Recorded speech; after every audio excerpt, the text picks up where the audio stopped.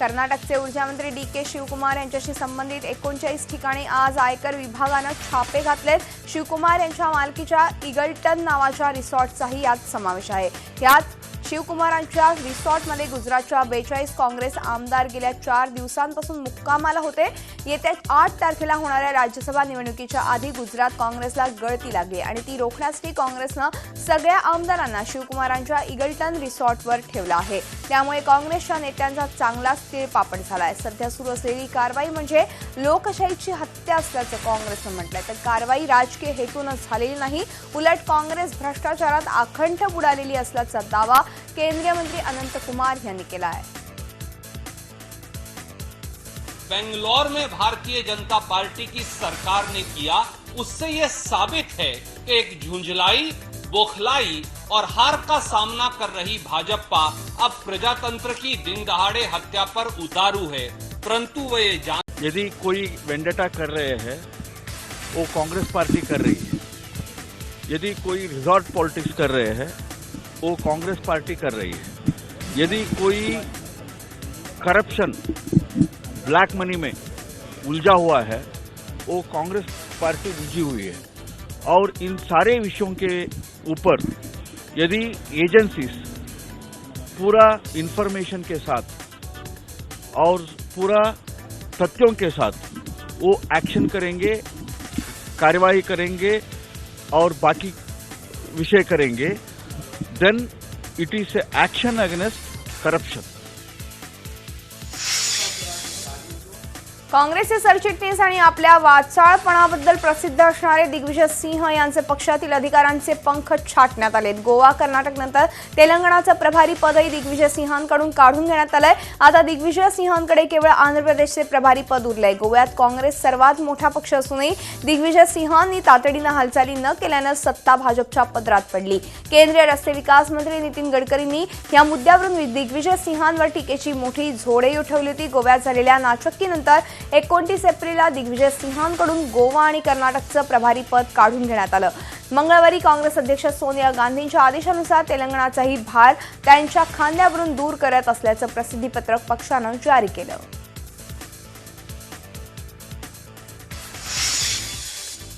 भारतीय reserve bank आपल्या वार्षिक पतधोरणाचा तिसरा द्वैमासिक आढावा आज जाहीर करणार आहे। या आढाव्यात व्याजाच्या दरात 0.5% कपात होईल अशी अपेक्षा आहे।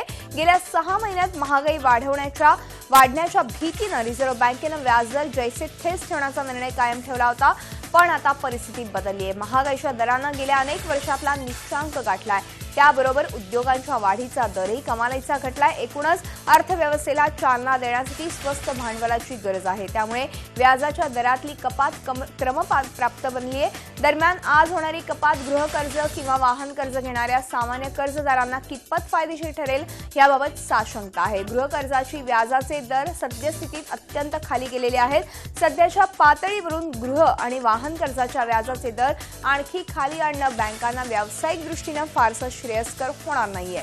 त्यामुळे रिझर्व्ह बँकेनं व्याजाच्या दरात कपात केलीच तरी त्याचा फायदा उद्योगांना मिळणाऱ्या कर्जाला होईल।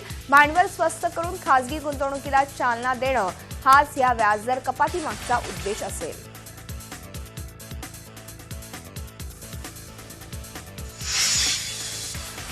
सचिन तेंडुलकर आणि रेखा यांना राज्यसभेत यायचं नसेल तर या दोघांनी खासदारकीचा राजीनामा द्यावा किंवा या दोघांना विजय माल्यांप्रमाणे निलंबित करण्यात यावं अशी जोरदार मागणी समाजवादी पार्टीचे खासदार नरेश अग्रवाल यांनी राज्यसभेत केली। माजी क्रिकेटपटू सचिन तेंडुलकर आणि अभिनेत्री रेखा यांच्या राज्यसभेतील अनुपस्थितीवरून राज्यसभेत चांगलाच गोंधळ झाला। नरेश अग्रवाल यांनी पुन्हा एकदा हा मुद्दा सभागृहात उपस्थित केला। राज्यसभेचे सदस्य असलेले सचिन आणि रेखा यांना सभागृहात यायचंच नसेल तर ह्या दोघांनी स्वतःहून राजीनामा द्यावा किंवा त्यांना सभागृहानं निलंबित करावं असं अग्रवाल यांनी म्हटलंय। अग्रवाल यांनी मार्च महिन्यातही राज्यसभेत या दोघांच्या अनुपस्थितीबाबत मुद्दा मांडला होता। त्यांनी मंगळवारी थेट सचिन आणि रेखा यांच्या राजीनाम्याची मागणीच केली।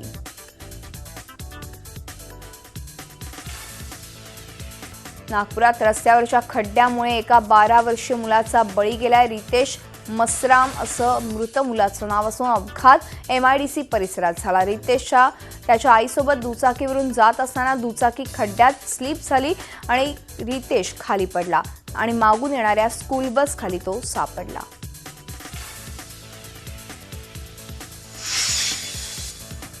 मुंबई-पुणे एक्सप्रेस हायवेवर लोणावळा जवळील पाटण गावच्या हद्दीमध्ये चालकाचा ताबा सुटून एक इनोव्हा गाडीला अपघात झाला आणि त्यात एकाचा मृत्यू झाला असून अन्य 3 जण जखमी झालेत. मुंबईकडून पुण्याकडे वेगात निघालेल्या इनोव्हा गाडीच्या चालकाचा गाडीवरील ताबा सुटल्यानं 3 झाडांना धडकून सदर कार नाल्यामध्ये कोसळली. ह्या अपघातात सांदीपान भगवान शिंदे यांचा मृत्यू झाला असून सुभाष साहेबराव जगताप, किसन जठार आणि मुक्ताराम किसन तावरे असे 3 जण जखमी झालेत. सर्व जखमींना तात्काळ निगडी इथल्या यशवंतराव चव्हाण हॉस्पिटलमध्ये उपचारासाठी पाठवण्यात आलंय.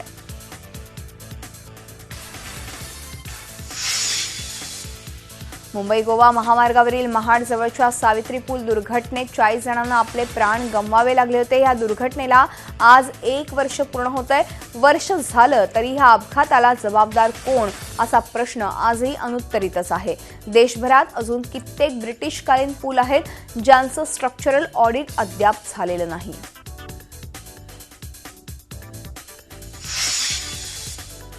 मराठवाड्याची तहान भागवण्यात महत्त्वाची भूमिका बजावणारं जायकवाडी धरण आज पहाटे 5 वाजता निम्म भरलंय. गेल्या 24 तासात धरणातल्या पाणी साठ्यात 1.14 TMC इतकी वाढ झाली आहे. त्यामुळे सध्याचा जलसाठा हा 64.89 TMC वर जाऊन पोहोचलाय. दरम्यान धरण परिसरात गेल्या 24 तासात पाऊस पडलेला नाही. नाशिक आणि उत्तर नगर जिल्ह्यात गेल्या काही दिवसात झालेल्या दमदार पावसामुळे जायकवाडीकडे होणारा विसर्ग मोठ्या प्रमाणात वाढलाय. त्यामुळे जायकवाडीत पाणीसाठा वाढला आहे. गेल्या वर्षी 2 ऑगस्टला जायकवाडीतला जलसाठा हा 0% इतका होता. यंदा मात्र जुलै महिन्यात गोदावरीच्या खोऱ्यात झालेल्या दमदार पावसानं मराठवाड्याला मोठा दिलासा दिलाय. ऑगस्टच्या सुरुवातीलाच हा दिलासा दिसतोय आणि गेल्या वर्षी पावसाळ्याच्या शेवटी जायकवाडीत 83% इतकं पाणी होतं. विशेष म्हणजे गेल्या 9 वर्षात जायकवाडी धरण एकदाही 100% भरलेलं नाही.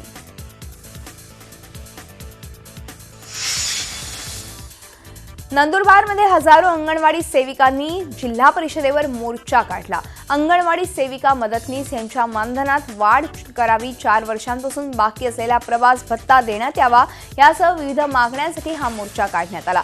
संघटनेच्या वतीनं प्रशासनाला त्यांच्या मागण्यांचा विचार करण्यासाठी 9 सप्टेंबरपर्यंतची मुदत देण्यात आली आहे. त्यांच्या समस्या सुटल्या नाहीत तर बेमुदत संपावर जाण्याचा इशारा देण्यात आलाय. जिल्ह्यात कुपोषण दूर करण्यासाठी अंगणवाडी सेविका मोठं काम बजावत आहेत. मात्र त्याच जर संपावर गेल्या तर जिल्ह्यात पोषण आहार यंत्रणा कोलमडण्याचीही शक्यता आहे. 4 वर्षापासूनची भाऊबीजचे प्रवास भत्ते बिले देण्यात आलेले नाहीत. योजनेच्या कामासाठी लागणारे रजिस्टर, अहवाल, छापील फॉर्म, कागद, पेन देण्यात आलेले नाही. त्यामुळे अंगणवाडी सेविका मदतनीसांना अनेक अडचणी निर्माण झालेल्या आहेत. PSC लेवलला जर VCDC सुरू करत असतील तर नंदुरबार जिल्ह्यातल्या अंगणवाडी सेविका मदतनीस आणि मिनी अंगणवाडी ग्राम बाल विकास केंद्रांवर बहिष्कार टाकणार असून अंगणवाडी केंद्र बंद करणार आहेत.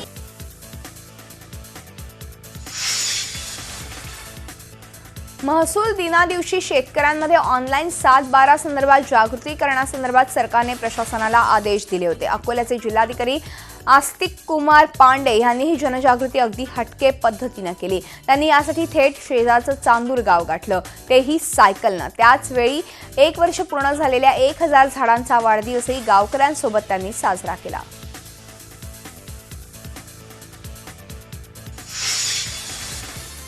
धुळ्यात महसूल दिनाचं औचित्य साधून शासनाच्या ऑनलाईन 7/12 सेवेचा लोकार्पण सोहळा पार पडला. धुळे अप्पर तहसीलदार कार्यालयाच्या वतीनं हा उपक्रम राबवण्यात येतोय.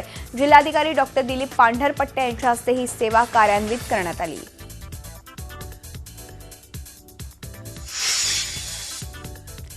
राज्यभर पेटलेल्या शेतकरी आंदोलनात स्वामीनाथन आयोगाच्या शिफारशींची आग्रही मागणी होत असताना शरद जोशी प्रणीत शेतकरी संघटनेनं ह्या शिफारशींविरोधात यवतमाळमध्ये मोर्चा काढला.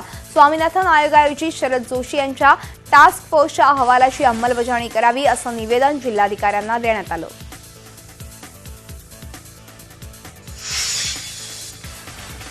कर्जमाफी देताना सरकारनं लहान मोठा असा फरक न करता सरसकट कर्जमुक्ती करावी या मागणीसाठी राज्यात ठिकठिकाणी शरद जोशी प्रणित शेतकरी संघटनेनं जिल्हाधिकाऱ्यांना निवेदन सादर केलं.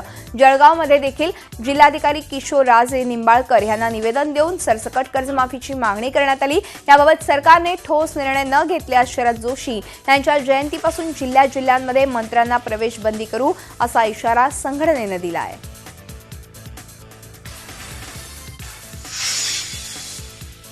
कर्जमाफीवरून शेतकऱ्यांची निराशा झाली असा आरोप करत शरद जोशी प्रणित शेतकरी संघटनेनं जालन्याच्या जिल्हाधिकारी कार्यालयावर मोर्चा काढला. गांधी चमन ते जिल्हाधिकारी कार्यालयापर्यंत काढण्यात आलेल्या मोर्चात शेतकऱ्यांसह शेतकरी संघटनेचे कार्यकर्ते सहभागी झाले होते.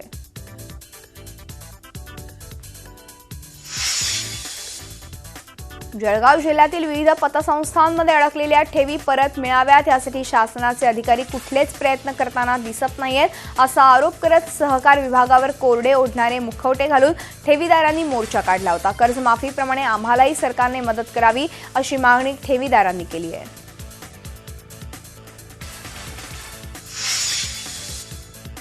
रायगड जिल्ह्यातील दिघी पोर्ट औद्योगिक क्षेत्र तसंच दिल्ली मुंबई कॉरिडॉर करता भूसंपादन सक्तीनं होतंय असा आरोप आहे. शेतकरी वर्गाला उद्ध्वस्त करण्याचं काम सरकार करत असल्याचा आरोप करत कॉरिडॉर विरोधी शेतकरी संघर्ष समितीनं माणगाव इथे आंदोलन केलं. सध्या फक्त 10 गावांचं संपादन होत आहे. तिथे 68% जमिनीसाठी संमती मिळाल्याचा दावा शासन करत आहे.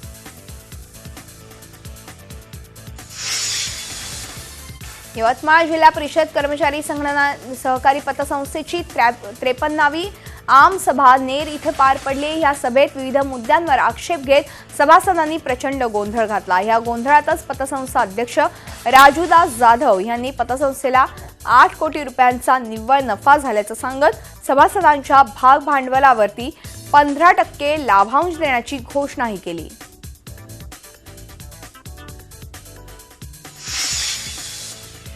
धुळे शहराजवळील लाळिंग वन परिसरात लांडोर बंगला इथे भीमस्मृती यात्रेचं आयोजन करण्यात आलं होतं. 31 जुलै 1937 रोजी डॉक्टर बाबासाहेब आंबेडकर हे न्यायालयीन कामकाजानिमित्त धुळ्यात आले होते.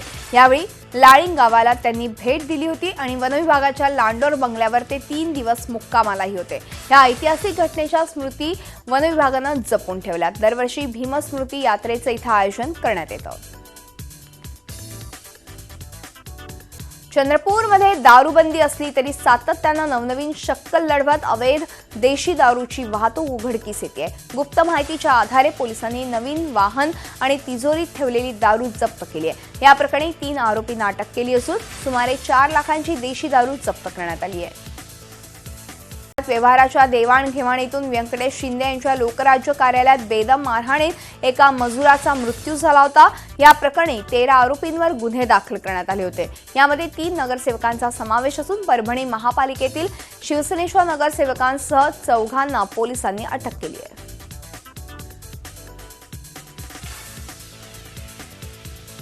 नव्वदच्या दशकात आलेल्या अंदाज अपना अपना या सिनेमात आमिर आणि सलमान खानची धमाल जुगलबंदी रंगली होती. चाहत्यांना आमिर खान आणि सलमान खान यांना एकत्रित पाहण्याची संधी मिळाली होती. आता ह्याच सिनेमाचा सिक्वल येतोय, पण प्रेक्षकांना खळखळून हसवणारी आमिर सलमानची जोडी या सिक्वलमध्ये पाहायला मिळणार नाहीये. आमिर खान आणि सलमान खान यांना सिक्वलमधून डच्चू देण्यात आला असल्याची चर्चा देखील रंगतेय आणि त्यांच्या जागी रणबीर कपूर, रणवीर सिंग, वरुण धवन यांच्यापैकी दोघांची निवड होण्याची शक्यता आहे. आता ह्या तिघांमधील कोण दोघं अमन आणि प्रेमच्या भूमिकेत दिसतील हे कळण्यासाठी थोडीशी वाट पाहावी लागेल. बॉलिवूडची बार्बी डॉल कतरिना कैफ सध्या मोरोक्कोमध्ये टायगर जिंदा हेच्या शूटिंगमध्ये व्यस्त आहे. सिनेमाच्या शूटमधून वेळ काढून कतरिना सर्फिंगचा आनंद लुटते. याचा एक व्हिडिओ कॅटनं नुकताच सोशल साईटवर शेअर केला आणि आता हा व्हिडिओ सिनेमातील कोणत्या ॲक्शन सीनच्या ट्रेनिंगचा आहे की कतरिना खरंच सर्फिंगचा आनंद लुटते हे तर कॅटलाच माहिती.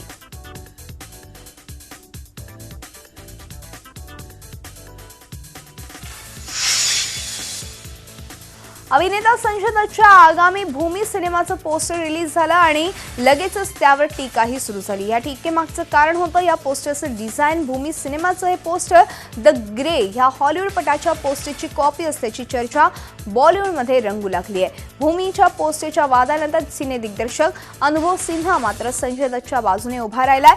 क्लोजअपची थीम अनेक सिनेमांनी वापरली असून त्यावर कोणीच हक्क सांगू शकत नाही असं अभिनव सिन्हाने म्हटलंय.